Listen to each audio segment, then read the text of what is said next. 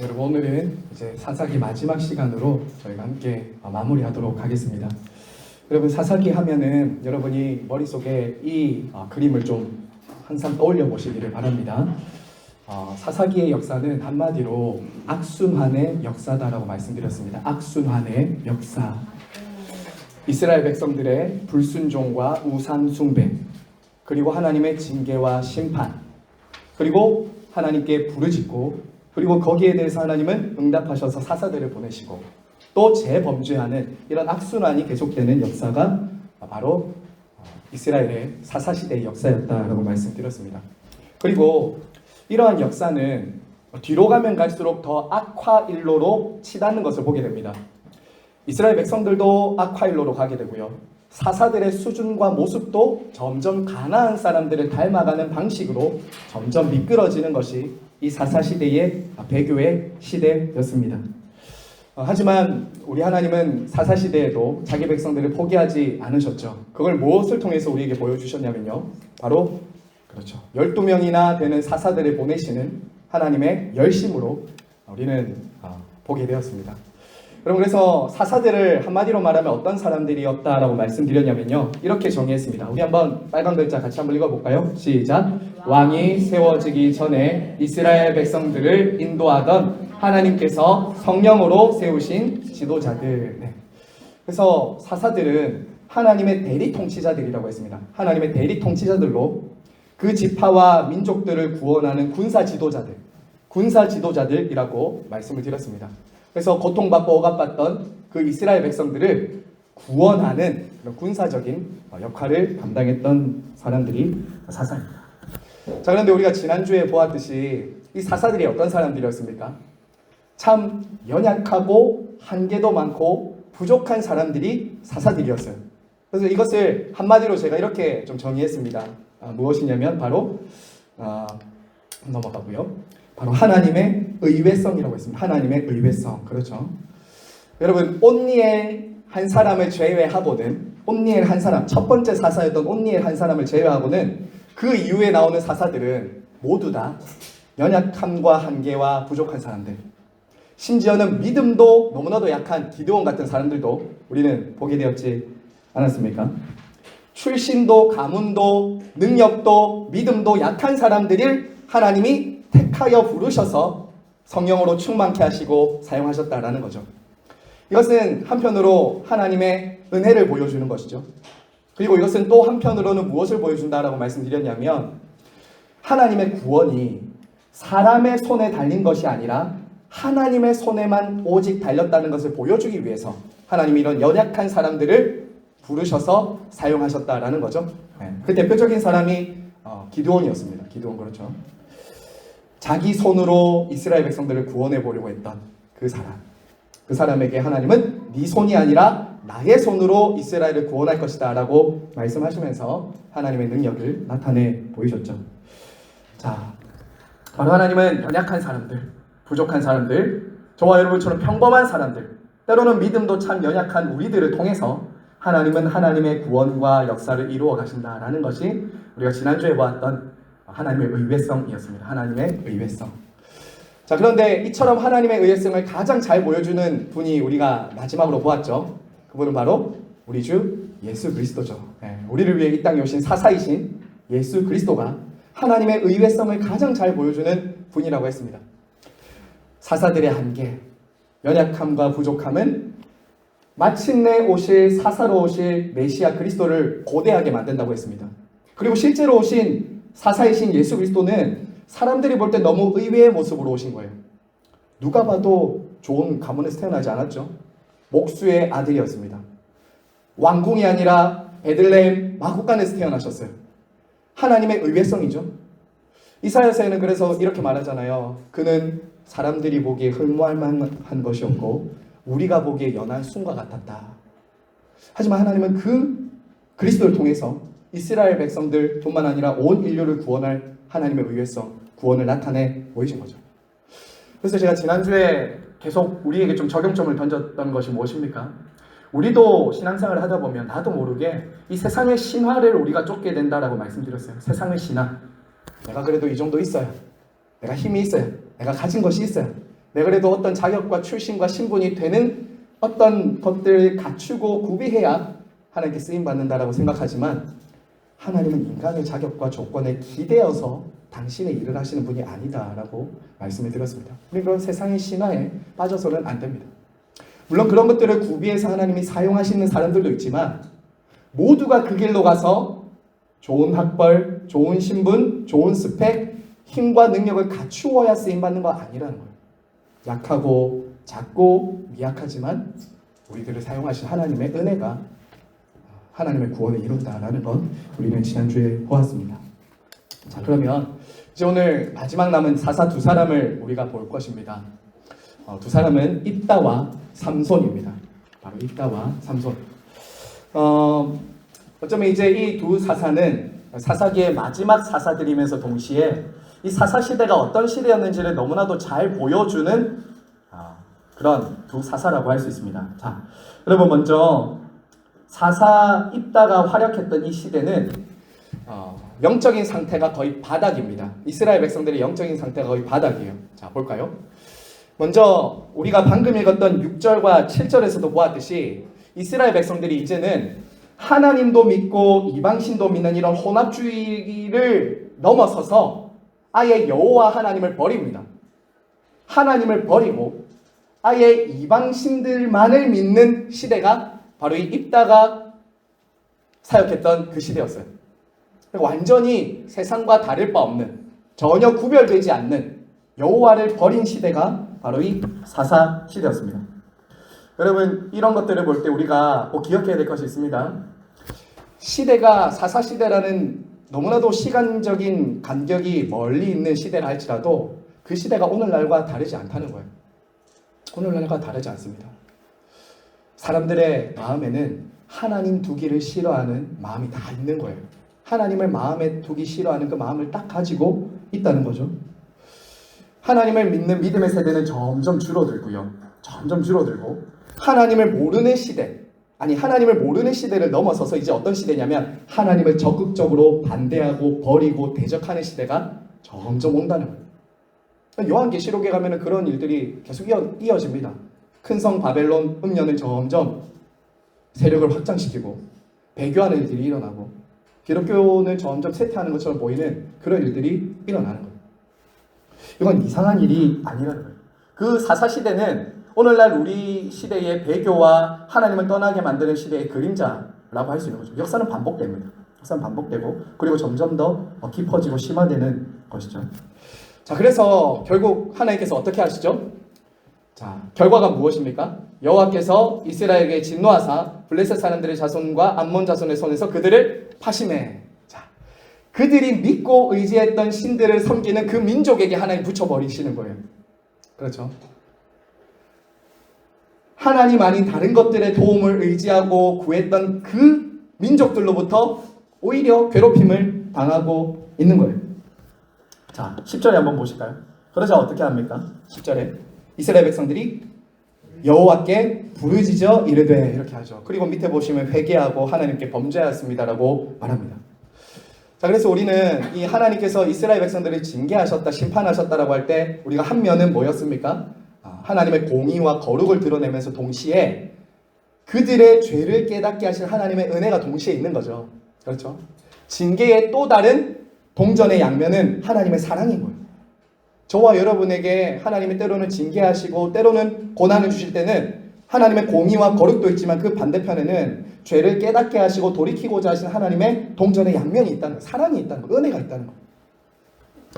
자, 그런데 여러분 참 놀랍게도 참 신기하게도 오늘 이 입다를 하나님께서 세우시고 부르실 때는 하나님이 사사로 입다를 부르지 않습니다. 어디서도 하나님이 사사 입다를 불렀다는 말이 없어요. 하나님이 세우신 것이 아니라 이스라엘 백성들이 직접 세웁니다. 이것만 보아서도 지금 이스라엘 백성들의 영적 상태가 어떻다는 거예요? 각기 소견에 옳은 대로 하고 있는 거예요. 여러분 한번 보세요. 자, 조금 밑에 한번 보시면 하나님은 이렇게 말합니다. 14절 보세요. 10장 14절. 가서 너희가 택한 신들에게 부르짖어 너희의 환난 때에 그들이 너희를 구원하게 하라 하신지라. 하나님이 이제 그들에게 난 너희들을 위해서 안 싸운다. 너희들끼리 한번 가서 싸워봐라. 그리고 너희가 구했던 그 신들이 한번 구해주는지 봐라. 이렇게 보내시는 거예요. 자, 그런데 11장 6절 보세요. 11장 6절에 보시면 하나님의 응답이 없습니다. 그런데 어떻게 하냐면 이 장로들, 입다가 길르앗 장로들에게 이르되, 이렇게 말하죠. 자, 보세요. 6절 보세요. 입다에게 이르되 우리가 암몬 자손과 싸우려 하니 당신은 우리와 우리의 장관이 되라 하매, 이렇게 말하죠. 한마디로 사사로 세웠다는 거예요. 자기들을 구원할 사람으로 입다를 세웠다라는 거죠. 자, 한마디로 하나님의 뜻과 무관하게 지금 세우고 있는 겁니다. 하나님께 묻지도 않았어요. 그냥 입다가 가지고 있는 그 힘, 당시 입다에게 사람들이 모였던 그 불량배들로 이루어진 그 군사력, 그것을 의지해서 한번 위기를 모면해 보려고 입다를 세운 거예요. 이것은 당시 사사시대의 타락상을 보여주는 것과 아주 일맥상통합니다. 하나님의 뜻을 묻지도 않고 자기들이 원하는 사람을 장관으로 자기 나라를 구원할 사사로 세워버린 거예요. 자, 그런데 참 하나님이 얼마나 이스라엘을 사랑하시냐면 그런 입다를 통해서도 하나님은 자기 백성들을 구원하신다는 거예요. 자, 우리 그러면 한번 볼까요? 이 입다의 모습을 보면 참 이 사람이 얼마나 사사의 자격이 없는가를 봅니다. 먼저 입다를 가리켜서 창기의 아들이라고 말합니다. 창기의 아들. 여러분, 첫 번째 사사였던 운니엘은 아주 믿음의 가문, 출중했던 사람이었잖아요. 갈렙의 사위였고 얼마나 대단한 사람이었어요. 그런데 지금 입다는 그 사사의 그 신분과 그 출신이 어때요? 창기의 아들로 전락하고 있어요. 게다가 입다는 불량배들, 깡패들의 우두머리였습니다. 깡패들의 우두머리였어요. 그리고 여러분 한번 보시면요, 입다가 하나님께 이 전쟁에 나가는 모습을 보면 전혀 신앙적인 모습으로 하나님 앞에 나아가는 것이 아닙니다. 여러분 어떻게 하죠? 전쟁에 나갈 때 어떻게 하죠? 내가 이 전쟁에서 이기면 딸을 하나님께 바치겠다라고 이렇게 말을 하거든요. 자, 그런데 참 아이러니하게도 입다의 이런 딸을 인신제사를 드리겠다라고 한 것은 하나님의 율법이 금한 것이었습니다. 하나님은 절대 인신제사를 기뻐하지 않으십니다. 사람을 바치라고 한 적이 없으세요. 그 입다의 그 서원은 누구의 영향을 받았냐? 바로 몰렉 신들. 당시 암몬 족속들 있죠. 지금 싸우는 그 암몬 족속들의 몰렉 신에게 인신제사를 했던 그 영향력을 지금 고스란히 입다가 지금 따라하는 거예요. 대상만 바뀌었어요. 하나님이라는 대상에게 자기 딸을 드린다는 것 말고는 똑같이 지금 하고 있는 것이죠. 그리고 성경은 레위기에서 보면요, 내가 만약에 지킬 수 없는 잘못된 서원을 했으면 이것을 변제할 수 있는 방법도 주셨어요. 그러므로 입다는 설령 자기가 한 서원에 대해서 하나님께 지켜야 하는 것이 마땅하지만 잘못된 서원인 것을 깨달았으면 인신제사를 하지 않고 하나님께 다른 것을 통해서도 충분히 변제할 수 있었다는 거예요.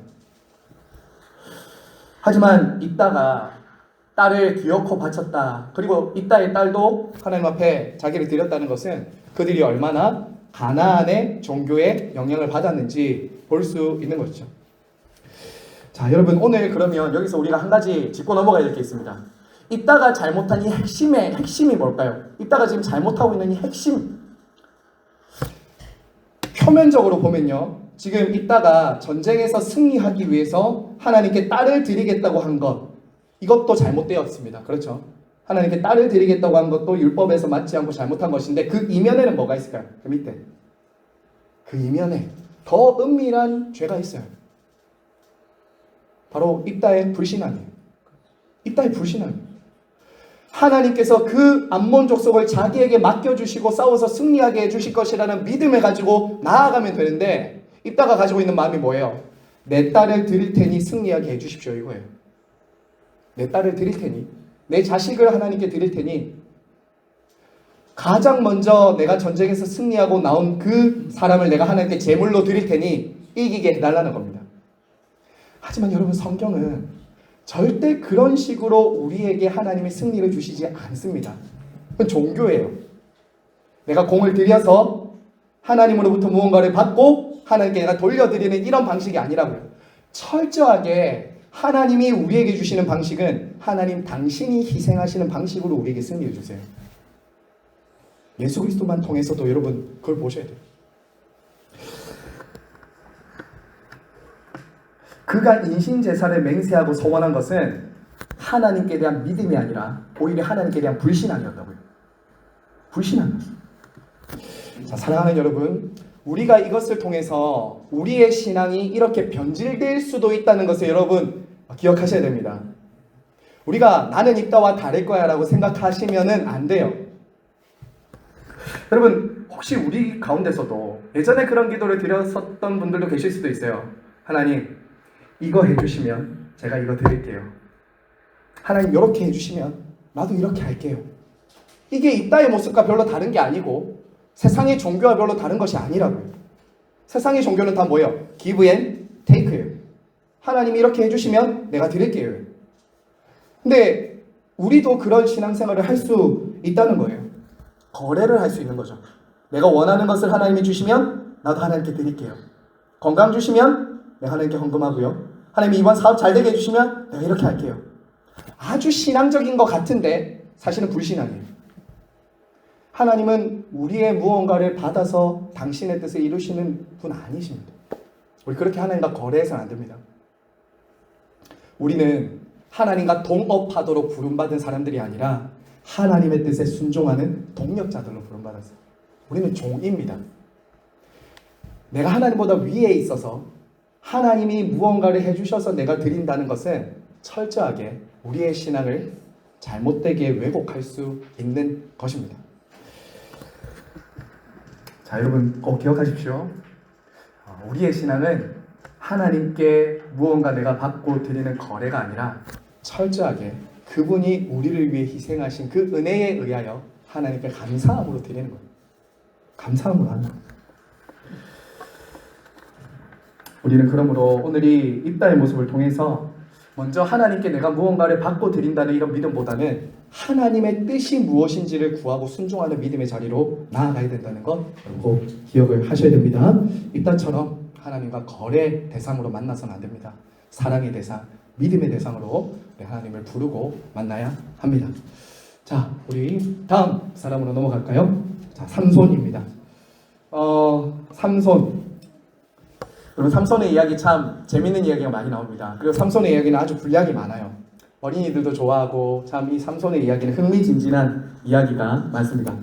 자, 그런데 삼손 이야기만큼 사실은 이 사사기에 가장 어두운 그런 역사도 없습니다. 마지막 사사잖아요.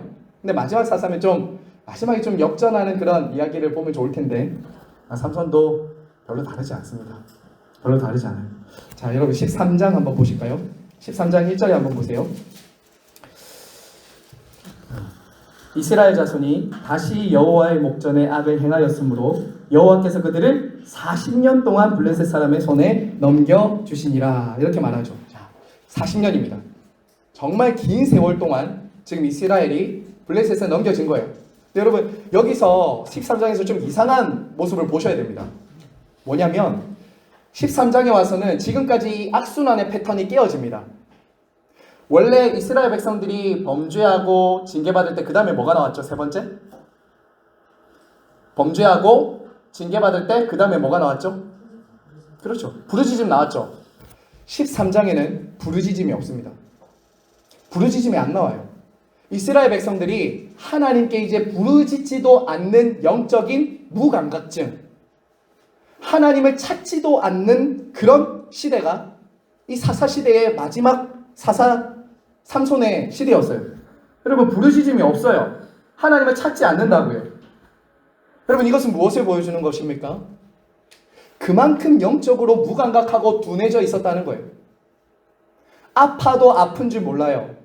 하나님이 징계하고 심판하고 있는데도 하나님을 찾지 않아요. 참 이상하지 않습니까? 이 정도로 사람이 강팍해질 수 있습니까? 네, 강팍해질 수 있습니다. 하나님이 징계하시고 심판하시면 하나님 앞에 깨닫고 돌아와야 되는데 이제 하나님을 찾지도 않습니다. 아주 돌덩이처럼 단단해져 있는 이스라엘 백성들의 모습을 보게 됩니다. 너무나도 아픈 시대죠. 자, 그런데 그런 시대 속에서 이 삼손은 홀로 싸우는 사람입니다. 홀로 싸워요. 아무도 싸우지 않습니다. 그런 가운데 삼손 혼자 싸운다고요. 나중에는 어떻게 해요? 이스라엘 백성들이 자기 동족들인데 삼손 잡으러 옵니다. 야, 니 블레셋에 좀 가야 되겠다. 우리 지금 죽겠다 하고 오히려 자기 편을 내주려고 해요, 블레셋에. 여러분, 아무도 싸우지 않는 시대에 홀로 싸우는 삼손은 무엇을 보여주는 걸까요? 그렇죠. 우리를 위해 싸우시는 하나님을 보여주는 거죠.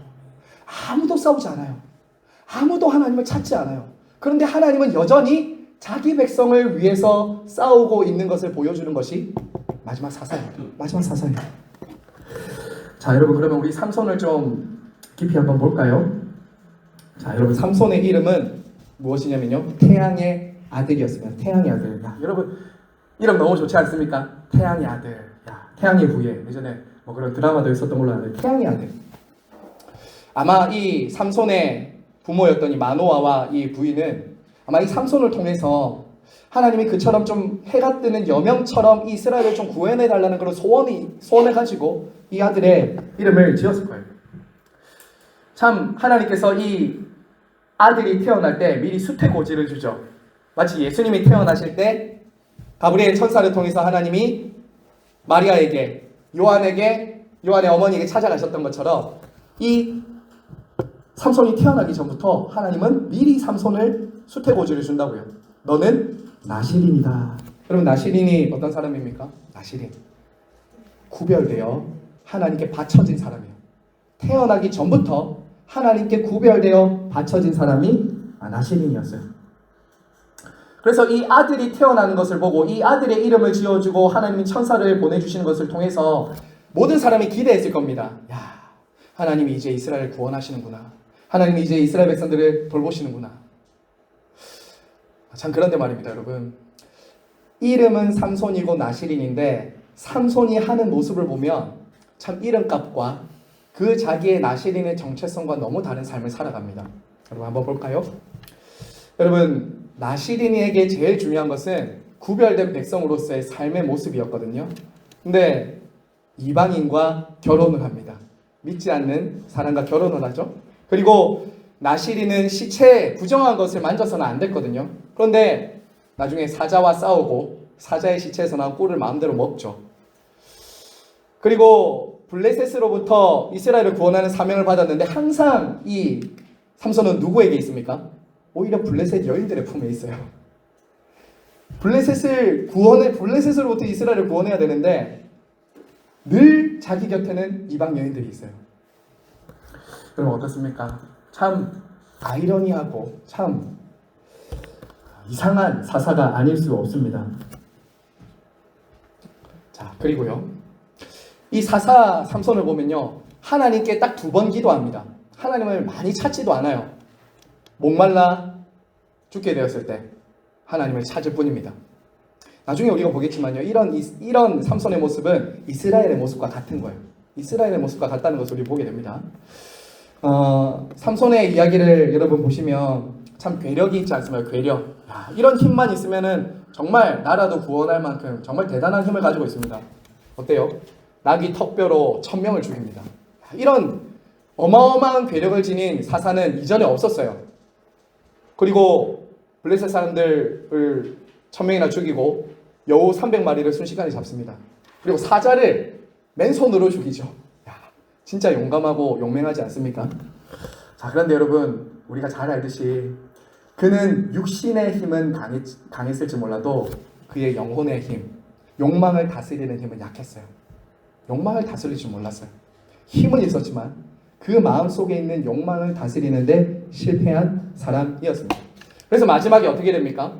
마지막에 이제 다곤 신전에서 눈이 뽑힙니다.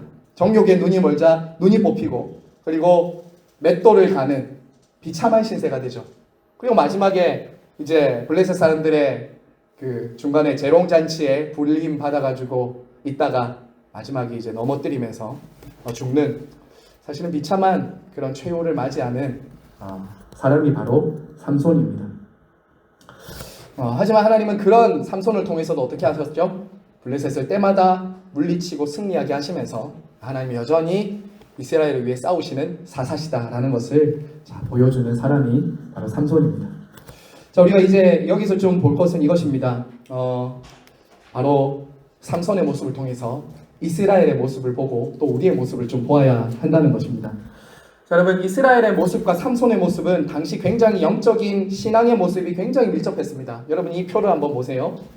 자, 삼손이 나시린으로 구별되었듯이 이스라엘도 하나님께 나시린처럼 택함받고 구별된 백성들이었습니다. 그렇죠? 그리고 삼손이 강한 능력과 힘을 가졌던 것처럼 이스라엘도 하나님을 의지할 때 이방 민족들을 제압하고 승리하는 힘을 가진 민족이었습니다. 하지만 여러분, 삼손이 여인들의 유혹과 정욕에 늘 빠져서 살았던 것처럼 이스라엘이 지금 어디에 빠져 있었습니까? 이방 민족들과 우상 숭배에 빠져 있었어요. 그리고 삼손이 이스라엘의 위기 때만, 자기가 위험할 때만 하나님을 찾았던 것처럼 이스라엘도 평소에 하나님 찾지 않습니다. 자기가 필요할 때만. 아니, 오히려 지금 찾지도 않았어요. 그 정도로 영적으로 캄캄한 시대가 바로 이스라엘 사람들이었죠. 그리고 여러분, 나시린의 사명을 제대로 감당하지 못할 때 어떻게 됐습니까? 눈이 뽑히고 이방 민족들에게 짓밟히는 비참한 그런 상황이 되었지 않습니까? 이스라엘도 마찬가지예요. 이방 민족들로부터 이방 나라를 오히려 하나님 나라로 세워야 될 이 이스라엘이 가나안화되고 오히려 이방 민족들의 발에 짓밟히게 되는 비참한 상황에 빠지게 된 것이죠. 하지만 공통점이 또 하나 더 있죠. 부르짖을 때 하나님이 그들을 구원하셨고 이스라엘도 하나님이 부르짖을 때 구원하셨다라는 것이 아주 비슷한 모습을 보여주는 것입니다. 성도 여러분, 이러한 삼손과 이스라엘의 모습을 통해서 우리는 우리 자신의 신앙도 좀 돌아보아야 되겠습니다. 사랑하는 여러분, 저와 여러분도 하나님의 택하심과 부르심을 받은 나시린과 같은 사람들입니다. 예수 그리스도의 피로 구원받아 하나님의 백성이 된 저와 여러분은 이 땅의 나시린이라고요. 구별된 백성들이라고요. 세상과 다른 나시린으로 우리는 이 세상 가운데 구별된 백성으로 살아가야 됩니다. 그래서 이 세상 나라를 하나님의 나라로 세우는 부름을 받은 사람들이 바로 성도들이며 교회입니다. 우리도 가정과 일터와 이 세상 속에서 하나님이 주신 그 정체성인 나시린, 거룩한 백성이라는 그 정체성을 딱 붙들고 이 세상에 나가서 하나님 나라로 세워야 되는 부름을 받고 있다고요. 자, 그런데 문제는 무엇이냐면요. 이러한 정체성을 가지고 이러한 하나님의 약속과 능력을 받았으면서도 불구하고 우리도 때로는 삼손처럼 육신의 정욕과 안목의 정욕과 이생의 자랑이라는 이 세상에 매료되어서 빠져서 살아갈 때도 있다라는 거예요. 세상에 도무지 영향을 미치지 못하는 삼손처럼 한편에서는 하나님의 백성 나시린이라는 정체성을 가지고 있지만 또 한편에서는 이방 여인 들릴라 품에 안겨서 빠져 사는 그런 정체성을 또 하나 가지고 있을 수 있다라는 거예요. 우리도 때로는 주님의 제자, 성도라는 정체성을 가지고 있지만 한편에서는 그 나시린에 부합하지 않는 모습을 가질 수 있다는 거예요. 여러분에게 한번 각자에게 한번 물어보면 좋겠습니다. 여러분에게는 어떤 유혹 앞에서 내가 하나님의 정체성, 나시린이라는 것을 잊어버리는 그런 들릴라 같은 유혹은 없으십니까? 들릴라 같은 유혹. 그 사람 혹은 그 앞에만 있으면 하나님의 백성, 내가 구별된 하나님의 나시린이라는 것, 내가 하나님의 사명을 감당해야 되는 하나님의 사람이라는 것도 잊어버릴 만큼 여러분이 혹시 들릴라처럼 빠져있는 것, 혹시 여러분에게는 어떤 것이 있을까요? 유혹이 될 수 있습니다. 무엇일지 모르지만 사탄은, 세상은 하나님의 백성들에게 여러 가지 것들로 하나님의 사명과 나시린의 정체성을 잊어버리도록 유혹하고 공격하고 시험합니다. 여러분, 그걸 분별하셔야 됩니다. 여러분의 머리카락을 자르고 여러분이 두 눈이 뽑혀서 맷돌을 가는 것처럼 살 수 있도록 여러분을 죄의 노예로 사로잡아 갈 수 있는 들릴라 같은 유혹이 저와 여러분 안에 있을 수 있습니다. 그럼 그걸 분별하셔야 됩니다. 각자에게 그것이 무엇인지 한번 점검해 보시고 주님이 주신 사명과 나 시린의 정체성을 다시 회복할 수 있도록 우리는 그렇게 기도하며 나아가야 합니다.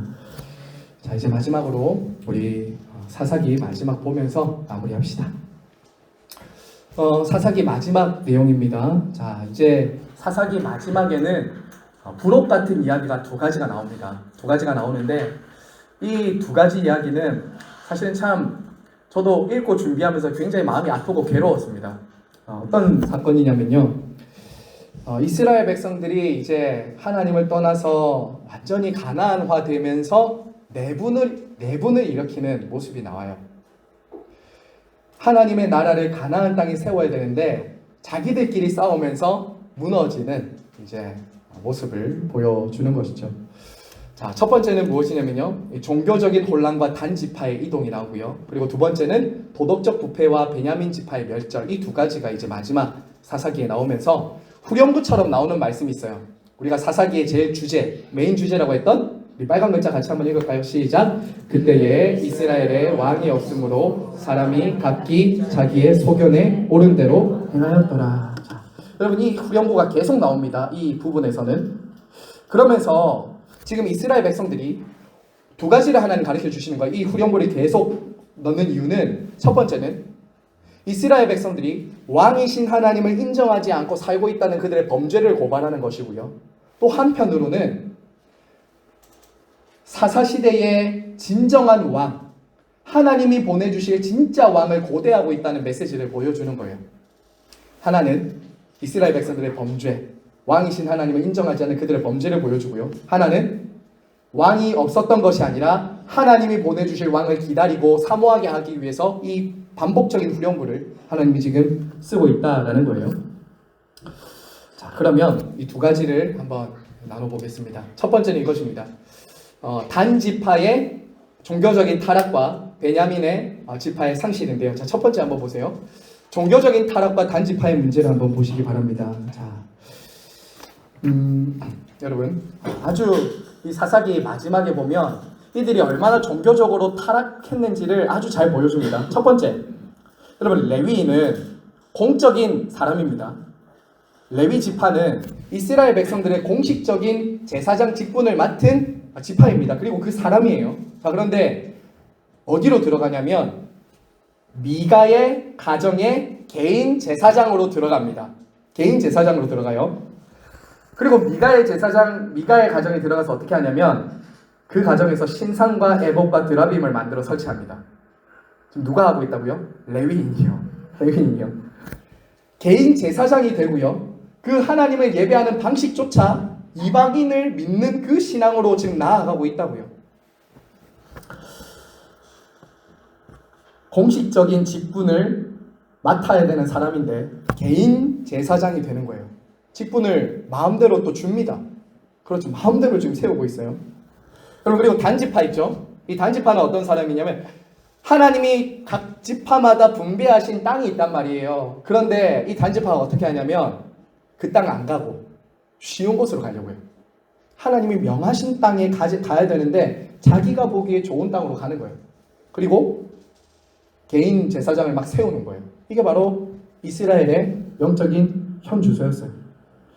이러한 강제 탈취, 나중에 우상도 가져오잖아요. 그러면서 정착한 땅에서 끊임없이 하나님이 아닌 우상들을 섬기는 모습을 보여줍니다. 자, 두 번째, 그럼 도덕적인 부패가 또 나옵니다. 자, 이 이야기는 참 엽기적인 일입니다. 정말 이래도 되는가? 하나님의 백성이 이렇게까지 타락할 수 있는가? 이걸 보여주는 거예요. 자, 어떤 일들이 일어나냐면요. 먼저 한 레위인이 첩을 둡니다. 이것부터가 좀 이상해요. 이 이야기 자체가. 하나님을 믿는 거룩한 레위인이 제사를 집례하고 주의 성전에서 섬겨야 되는 레위인이 첩을 뒀다. 이것 자체가 지금 문제가 있는 부분입니다. 두 번째로 이 레위인이 어떻게 하냐면 자기 첩이 집을 떠납니다. 그래서 다시 찾으러 가는 거예요. 찾아서 이제 데리고 와서 돌아오는 길에 어디서 묵게 되냐면 베냐민 지파의 기브아에 하룻밤 유숙하게 돼요. 근데 어떤 일이 일어납니까? 문을 갑자기 두드리더니 동성애를 하자는 거예요. 마치 소돔과 고모라처럼. 여러분 지금 베냐민 지파입니다. 베냐민 지파의 땅에 가서 지금 레위인이 잠깐 머무는데 누가 지금 나와서 말하냐면 베냐민 지파 사람들이 동성애 하자고 하는 거예요. 소돔과 고모라 아시죠? 우리가 창세기 19장에 나오는 그 소돔과 고모라처럼 되고 있는 거예요. 이스라엘 백성들이 동성애 막 하자 이렇게 하는 거예요. 그러자 이 레위인이 어떻게 하냐면 자기 첩을 내어줍니다. 자기 첩을 내어줘요. 그러다가 밤새도록 이 괴롭힘 당하고 죽은 채로 버려집니다. 자, 그런데 그 다음날 더 엽기적인 일이 일어나죠. 입에 담기도 힘들 토막 살해를 하고 그 시체를 다 보냅니다. 지파별로. 참 엽기적인 일이죠. 그리고 이 토막을 받은 지파들이 어떻게 합니까? 베냐민 지파와 싸우려고 이제 다 일어나는 거예요. 베냐민 지파 죽이겠다. 베냐민 지파 살려두면 안 된다라고 하면서 지금 나아가는 거예요. 자, 여러분, 그러자 이 베냐민 지파가 다른 지파들 앞에 항복하지 않고 끝까지 싸웁니다. 그래서 나중에 몇 명 남냐면 600명 남고 다 죽습니다. 베냐민 지파가. 아주 참혹한 민족 상잔의 비극을 보여주는 거죠. 그럼 어떠세요? 가나안 지파와 싸워서 그 땅을 차지해야 되는데 자기들끼리 싸우면서 민족이 멸망하고 있는 것 여러분 보이시죠? 심은 대로 거두고 있습니다. 여러분 절대 아무 일도 일어나지 않는다고 해서 아무 일도 일어나지 않는 것이 아닙니다. 하나님 다 보고 계세요. 하나님 다 듣고 계세요. 결국 하나님께서 부르신 그 거룩한 제사장으로서의 사명을 감당하지 못할 때 어떻게 하죠? 촛대로 옮기시는 거예요. 하나님은 그 땅을 더 이상 볼 수 없는 거죠. 그래서 하나님이 말씀하신 대로 그 땅에서 그들을 옮기시는 거예요. 그들을 심판하시는 거예요. 사랑하는 여러분, 그래서 거룩한 제사장의 사명 감당하지 못하고 가난화되는 이런 부분들을 보여주죠. 저는 이 말씀 묵상하다가 참 마음이 아프잖아요. 참 지금도 가슴이 참 점이 오는데 저는 그런데 이 사사기의 마지막 이 부록 같은 이 모습을 보면서 저 이런 좀 문구가 떠오르더라고요. 여러분 오늘날 교회가 세상을 걱정하는 것이 아니라 세상이 교회를 걱정하고 있습니다. 제가 최근에 봤던 이 설문조사 결과를 봤거든요. 기독교가 신뢰 지수가 한 어느 정도 될 것 같으세요? 세상 사람들, 믿지 않는 사람들이 기독교 신뢰도를 조사했던 걸 제가 보니까요. 1위가 가톨릭이고요. 2위가 불교이고 3위가 기독교입니다.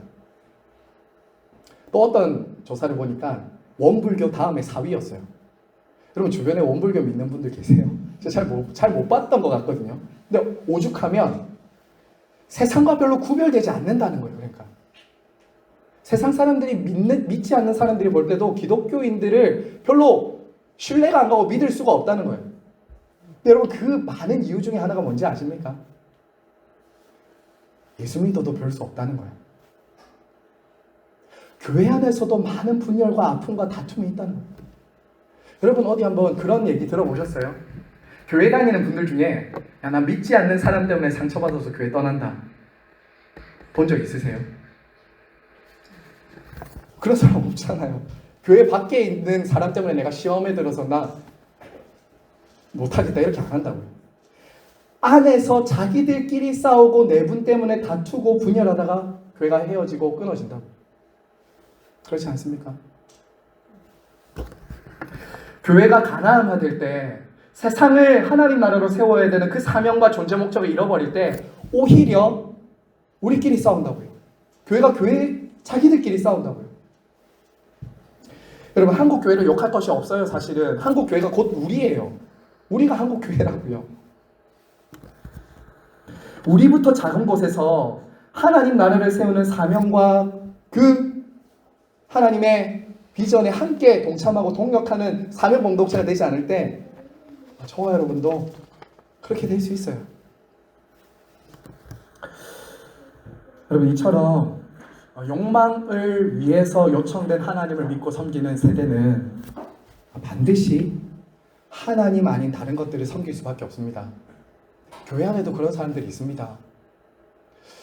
지금 이 이스라엘의 모습, 이 사람들의 모습이 여러분 믿음의 대가 계속 이어져 내려왔던 세대라는 걸 여러분 기억하셔야 됩니다. 불신자가 아니었습니다.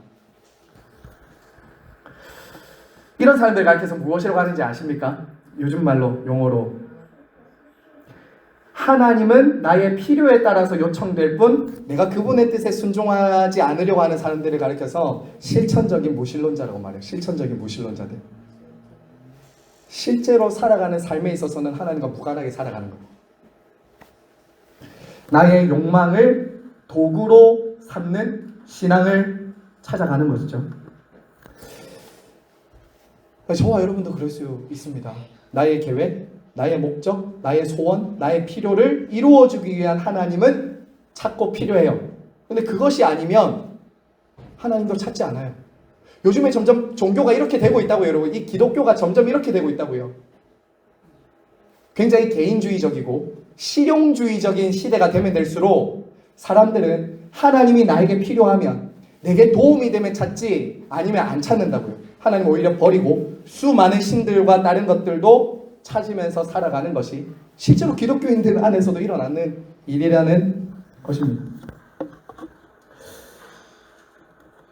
저와 같은 직분자도 그렇게 잘못에 빠질 수 있겠죠. 오늘 이 레위인이 그랬잖아요. 자기 밥그릇을 위해서 사람의 종이 됐잖아요. 이런 일들이 일어날 수 있다고요. 여러분, 아까 말씀드린 것처럼 이러한 일들은, 이러한 엄청난 이스라엘의 배교는 오늘날 우리 안에도 일어날 수 있다는 여러분 경각심을 가지셔야 됩니다. 교회 안에서 서로 자기들끼리 싸우고 다투는 이런 일들은 옆에 교회만의 문제가 아닐 수도 있어요. 우리 교회의 문제일 수도 있습니다. 하나님의 이름으로 모여서 신앙생활 하지만 신앙이 개인주의적이고 이기주의적으로 딱 사로잡히면 어떻게 돼요? 이 베냐민 지파와 11지파가 싸웠잖아요. 자기들끼리 내분을 일으켰잖아요. 자신들의 기득권을 위해서 똘똘 뭉치는 거예요. 이렇게 내부적으로도요. 교회 내에도요, 여러분 다양한 기득권을 주장하면서 똘똘 뭉치는 사람들이 있습니다. 상대를 공격하고 몰아내는 경우도 있다고요. 목사와 장로가, 장로와 장로가, 직분자들과 성도들이 이런 일들이 일어나고 있다고요. 지금 다른 교회 얘기하는 것이 아닙니다. 한국 교회에 일어나고 있어요. 그리스도의 몸을 찢고 하나님 나라를 무너뜨리는 일인 거죠. 나는 그렇게 안 될 거야 라고 생각하시면 안 됩니다. 저도 그렇게 될 수 있어요. 여러분도 그 자리에 있을 수 있습니다. 우리 교회가 부흥하고 잘 되기 위해서는 옆에 있는 교회 사람들도 데리고 오는 거죠. 지역교회와 더불어 함께 살아가고 약한 지파를 살려주고 세워줘야 되는 그런 공동체의식, 공교회성은 점점 사라지고요. 개교회주의, 개인주의, 거기에 빠져서 옆에 사람들 어떻게 되든지 상관없이, 베냐민 지파가 죽든 베냐민 지파가 그런 잘못을 했든 아무 상관없이 그냥 다 모여서 한 지파를 무너뜨릴 수 있는 것, 그게 저와 여러분이 할 수 있는 일입니다. 정말 명심하셔야 됩니다. 우리는 오늘 이 말씀 앞에서 자신과 우리 교회를 좀 돌아보기 원합니다. 우리도 여호와의 신앙을 우리의 욕망을 이루기 위한 도구로 삼지는 않으려고 하는가?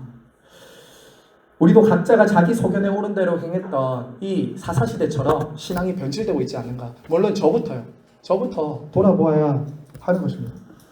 그리고 어떻게 해야 됩니까? 다시 왕이신 하나님의 말씀 앞으로 돌아가야 됩니다. 하나님의 말씀 앞에 돌아가야 돼요. 그리고 우리를 다시금 사용해 달라고, 이 땅에 하나님 나라와 교회가 다시 이 세상을 변화시키는 능력을 가진, 사명을 가진 공동체를 일어날 수 있게 해달라고 여러분 기도하셔야 됩니다.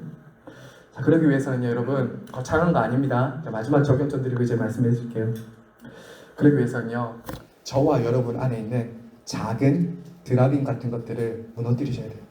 신앙이라는 이름으로 포장된 저와 여러분 안에 있는 이 드라빔 같은 것들, 작지만 너무 소중하게 여겨서 하나님의 말씀과 사명을 잃어버리고 끊임없이 자기 중심, 우리 중심으로 돌아오게 만드는 이 작은 드라빔을 여러분 신앙에서 제거하셔야 돼요. 그리고 우리 가정에, 우리 교회에 그러한 신앙이 생기지 않도록 저와 여러분은 기도하며 나아가야 하겠습니다. 자, 여러분 이제 결론입니다.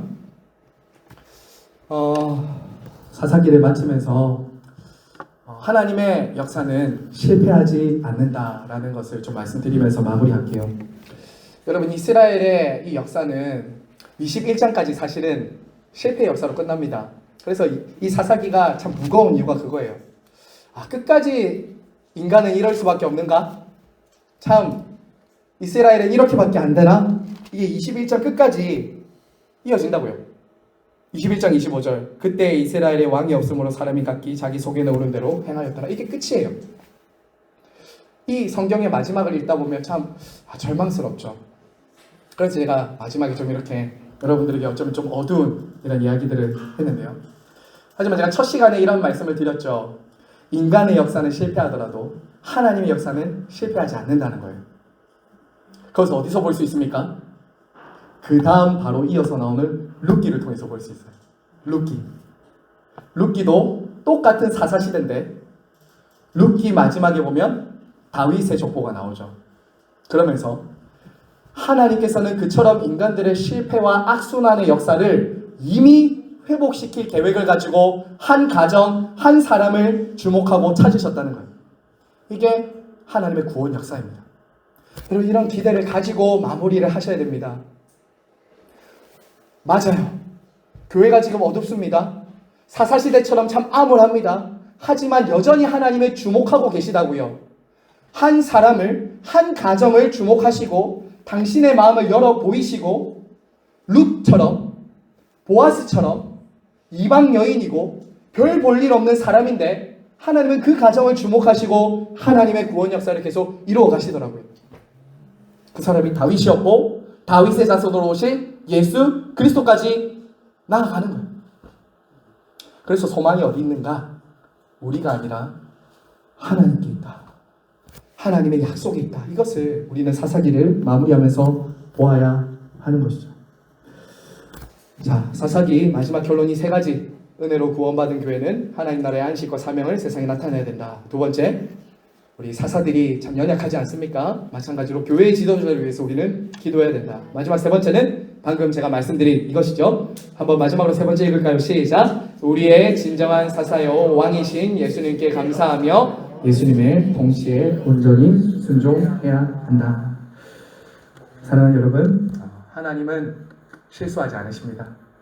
저와 여러분은 실수하고 실패할 수 있지만 하나님은 실수하지 않고 실패하지 않으십니다. 이스라엘 백성들의 죄악과 실패와 악순환의 역사를 새 역사, 구원의 역사로 바꾸어 가십니다. 때로는 이것이 소망 아닐까요? 저와 여러분의 개인사를 한번 돌아보세요. 저와 여러분의 신앙의 역사를 한번 돌아보세요. 정말 하나님 앞에 점도 없고 흠도 없고 티도 없이 그렇기 때문에 우리를 불러서 사용하시는 것이 아닙니다. 우리의 개인사, 우리의 신앙 역사를 볼 때 참 많이 무너지고 쓰러지고 실패하고 실수하는 역사입니다. 그럼에도 소망이 있는 것이 무엇이라고요? 여기 있다고요. 그리스도께서 우리의 그런 실패와 한계와 연약함과 실수 가운데서도 우리를 포기하지 않고 구원하기 위해 이 땅에 오신 사사시고 우리 또한 그분에게 구원받았다면 우리의 실패와 실수와 악순환의 역사도 때로는 지금도 저와 여러분이 계속해서 반복적으로 실패하는 그 악순환의 고리도 반드시 끊어지고 새 역사, 선순환으로 이루어질 수 있다는 거예요. 선순환이 될 수 있습니다. 사람이 안 바뀔 것 같지만 여러분 바뀝니다. 예수님을 만나고 예수님을 믿으면 바뀌어요. 10년 전과 여러분이 지금 똑같다고 할 수 있을까요? 6개월 전과 여러분이 지금 똑같다고 할 수 있을까요? 여러분이 지금과 죽기 전까지 똑같다고 할 수 있을까요? 달라집니다. 그것은 우리에게 달린 것이 아니라 우리를 지금도 신실하게 말씀과 성령과 그리스도께로 인도하시는 하나님의 역사, 하나님의 열심, 하나님의 은혜가 우리를 그렇게 만들어 간다는 것, 사사기를 보면서 배워야 하겠습니다.